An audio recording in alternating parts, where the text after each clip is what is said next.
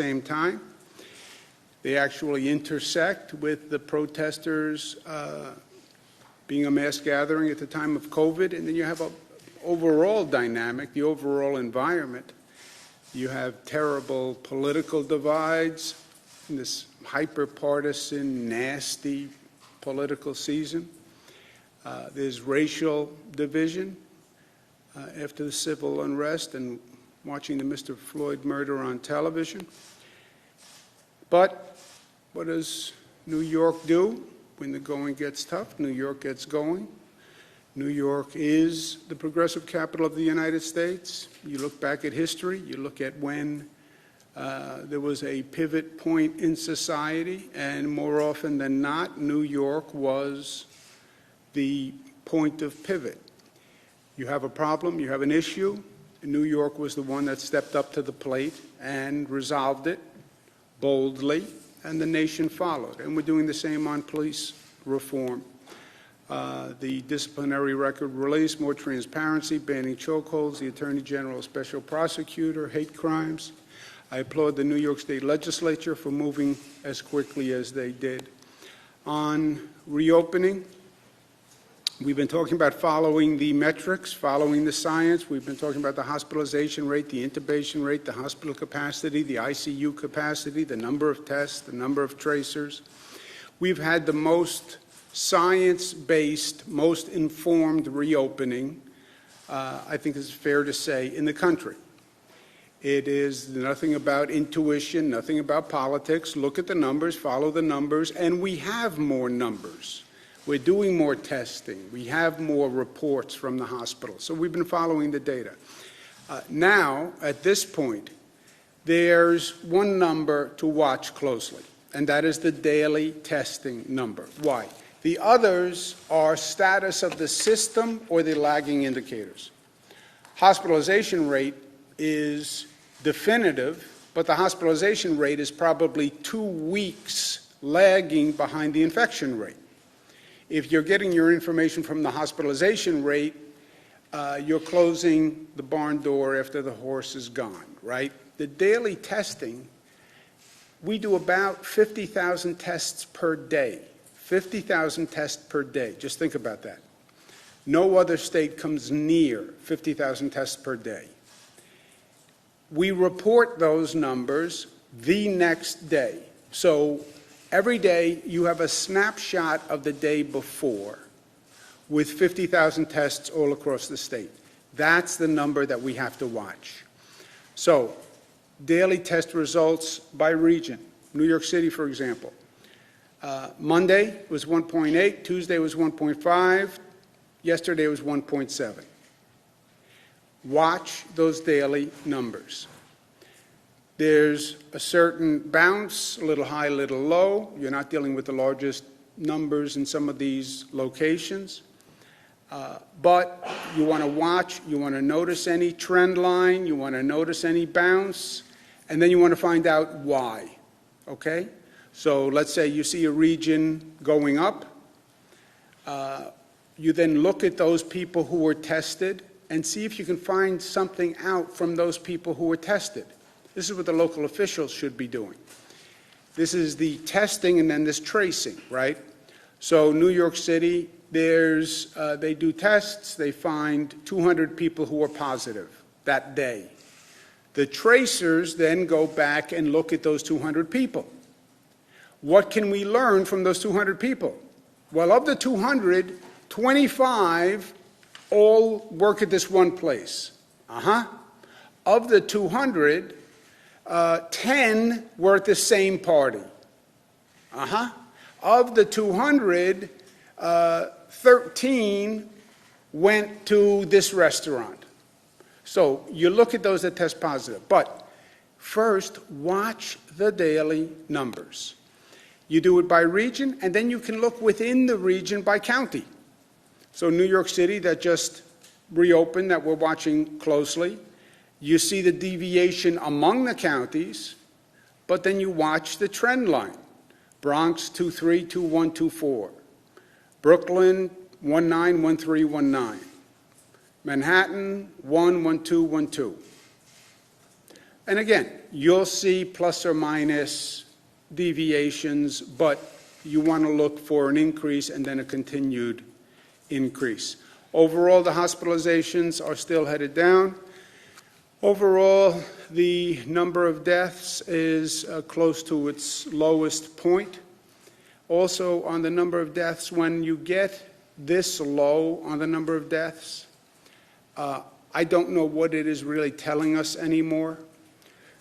This can be a question of how doctors happen to certify a cause of death. Many of these people will have comorbidities, so you could have a heart disease, you could have diabetes, you could have hypertension, you could have a respiratory illness, and COVID. What is the cause of death between cancer and COVID, right? So, but it's overall great news again. And you see the number of lives lost continuing to go down. We have 5 regions that we have reviewed all the data. We have global experts who then go through the data, because sometimes if you look at the data, you look at the underlying numbers, you look at the underlying test, you can see something. But we have the best experts that you can possibly have reviewing this, and they've reviewed it, and 5 regions will enter Phase 3 tomorrow, Friday. Phase 3 is clearly indicated on the website, what businesses can open, what businesses can't open. Also, a point of caution, businesses, I know businesses are anxious to open, everybody's anxious to get the economy going. Please follow the guidelines and do what is permissible to do. People are very wary right now of businesses that are violating the opening rules. Restaurants, outdoor capacity, that doesn't mean anyone inside.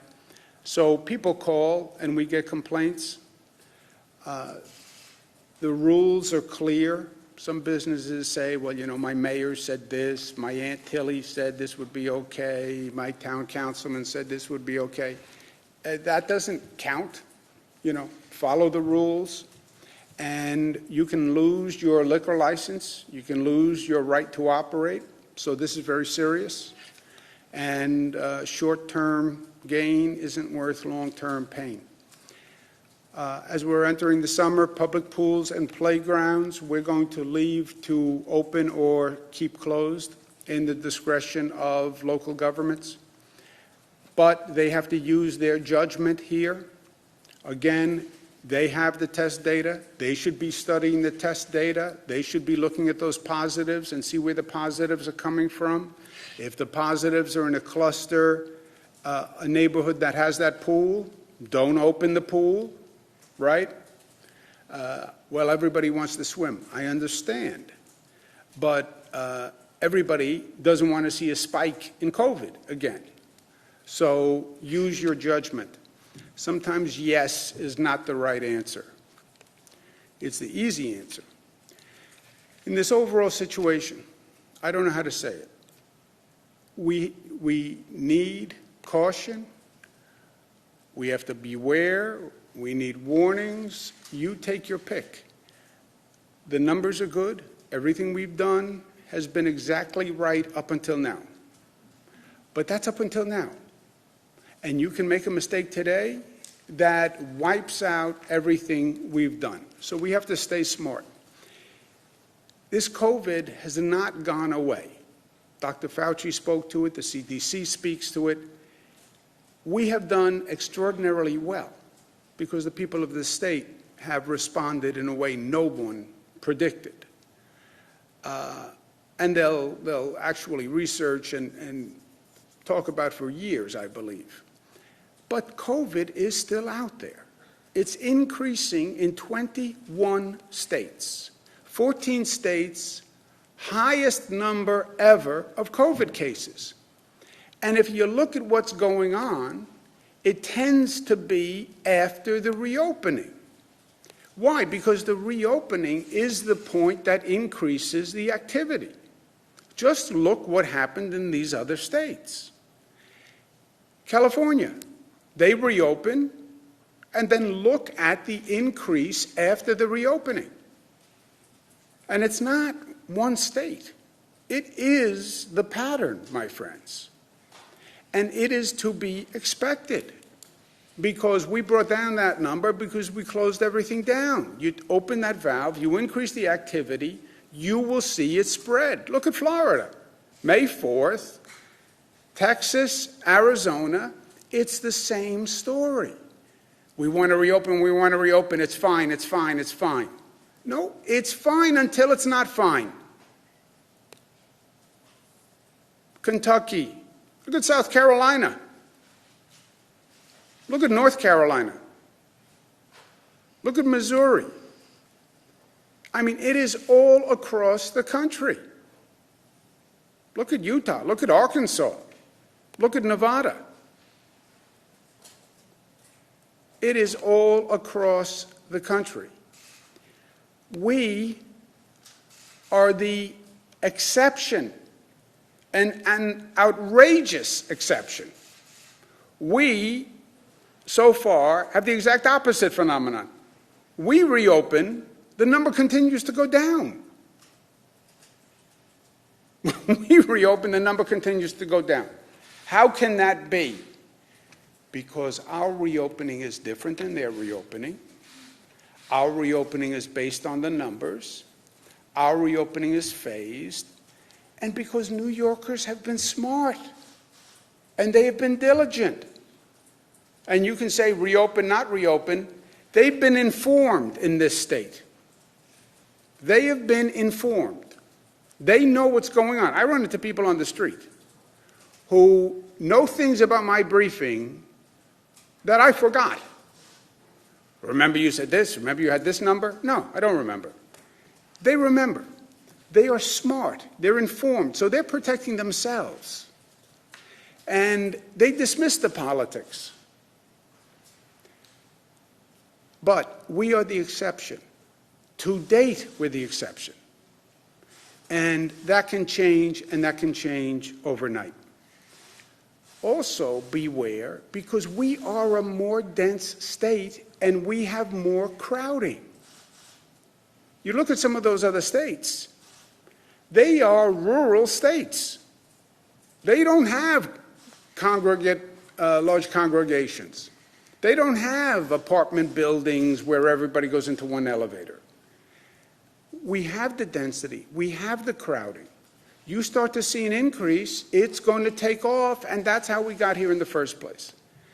I don't know how many other ways to say it. We also had the largest number of protesters out there, and we're still not sure what the effect of the protesters is. And that won't show up. I've asked them to get tested. We've made testing available for protesters, but that may not show up for a couple of weeks. So, caution. People have to do their part. Be smart. It is all up to you. It is all up to you. Government did nothing. I did nothing for the past 100 days. All I did was give information to people, and then people acted intelligently. That has been our success story, and that's what we have to keep doing. And that's what I've meant by being New York tough. Be smart, be united, be disciplined, be loving. Questions? We've seen a lot of reports. We've heard from a lot of families who have loved ones in nursing homes and in group homes who are looking at the infection rate going down, and they're asking when will visitation resume in these homes. And that's my question to you today. They're wanting to know a timeline because this is very difficult to be away from loved ones for this amount of time. And they know the risk, and all of the people I've interviewed have told me that they're willing to do testing, wear PPE in order to see a 98-year-old woman in a nursing home or to see their autistic son. It's too much for them. Yeah. Your questions have a continuing theme.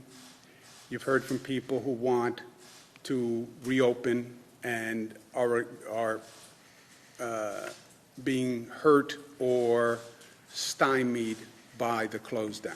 Whether it's We want to go to a high school graduation because we've been dying to celebrate high school graduation. We want to go out and work because we've been home too long. We should be able to visit people in nursing homes. The continuing theme is the close down is a pain in the neck. Yeah, that's true. The close down is a pain in the neck. My continued answer is, but it's better than death. I love my loved one in the nursing home. Okay, yes. I miss them, yes. I haven't seen my mother since this started. I'm very close to my mother. I haven't seen her in over 100 days. Well, I want to go see my mother. Yeah. Why haven't I? Because I love my mother, and I could get her sick. Well, wear a mask. I could still get her sick. I'm not seeing my mother because I love her. That's why I'm not seeing her. Well, people want to see their mother. I want to see my mother. But I don't want to hurt my mother. And when the health professional says it's safe for me to see my mother, I will see my mother. When the health professional says you can go into a nursing home and you can visit people in a nursing home and the reward outweighs the risk, we will change that rule. I'm not going to let people endanger people, because see, you could walk into a nursing home to visit your mother and bring in the virus that could affect my mother, who's in the next room, right? So it's not just your responsibility and your parent or your loved one. It's all the other people who are in that nursing home also. And your right to endanger their lives. But everybody agrees, as soon as it is safe, we will allow it, and the Department of Health is looking at it on a daily basis. Karen? Are you going to phase it in? Are you going to phase it in? Or As soon as the Department of Health has an answer, you'll have it. A couple of state senators have proposed a bill to demilitarize the police and not let them have tear gas or pepper spray or maybe reduce stockpiles. And I know a couple days ago you talked about reimagining the police. Wondering if you're open to that idea, if you think it's a good idea or not a good idea. Yeah, I think we need, look, you have a lot of these one-off proposals now, Karen. I think no tear gas. I think we should take this function away from the police. I think we have to be smarter about this and more comprehensive about this. I don't think this is about any one small reform. If we take tear gas away, that's going to make it better. It's not about tear gas. It's not about whether or not the police do safety enforcement in schools. It's much deeper than that. It's much broader than that. This is inherent racism. This is decades and decades of injustice. Even in our lifetimes, right? In our lifetimes, well, I'm older than a lot of you. In my lifetime, it goes back 30, 40, 50 years. As soon as I was in my 20s, I've been talking about this and learning about this, and nothing changed. Nothing changed. You now have a moment where you can make real change. Don't waste the moment, right? Crisis is a terrible thing to waste. There's opportunity in a crisis. This is a moment for reform, but do it right and make it systemic so Mr. Floyd's name doesn't just become another name on the list, right?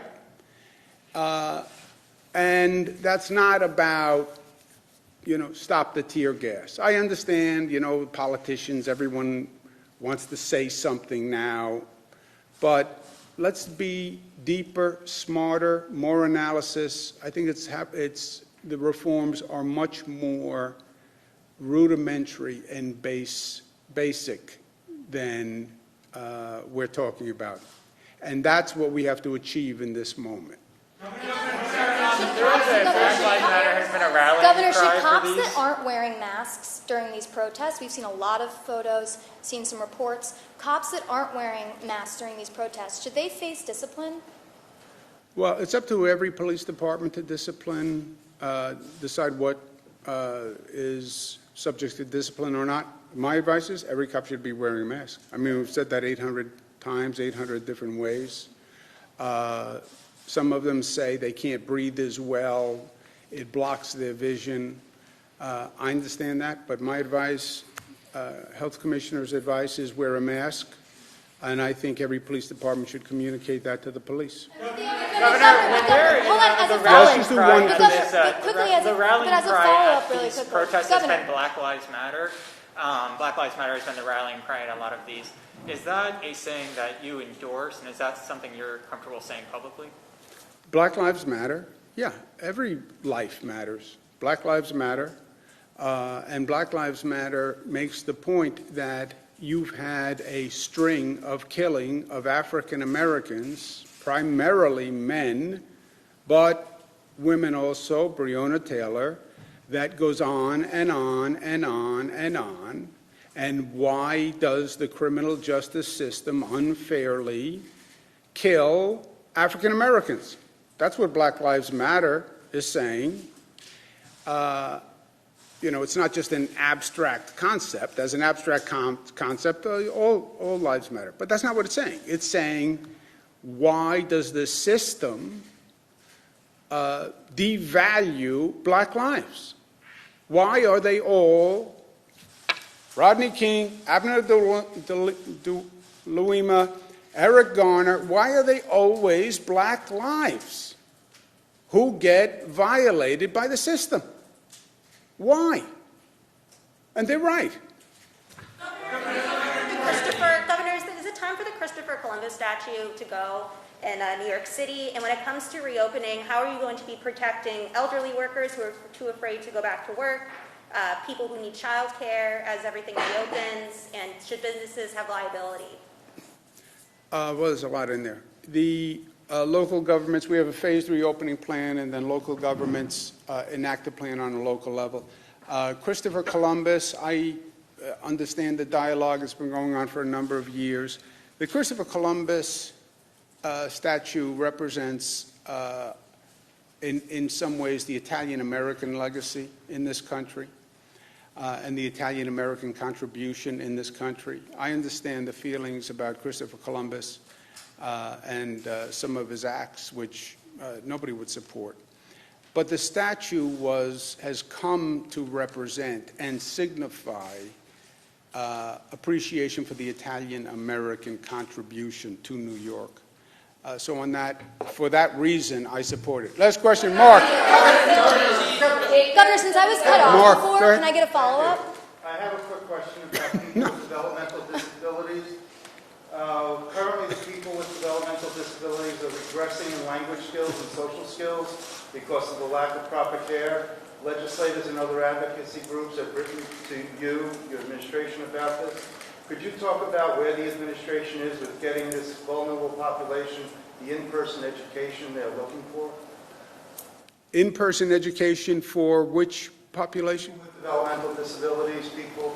Do you want to? We allowed that. We put out something earlier this week or at the end of last week that allowed in-person education for that subset of people for whom it very clearly wasn't working to do distance learning. So we agree, we acknowledged it, and we said pending local approval that should resume in person. I'm sorry? Could you expand on that a little? Can you expand on that? I don't know what else there is to say. We agree, and so we green-lighted them going forward for summer school in person because we understand the real challenges of doing distance learning for special needs children, and we hope that the localities get it together to be able to make it happen. I don't think we can do any more than. I don't think we can do any more than. I will be here tomorrow. I know you miss me, but I will be here tomorrow.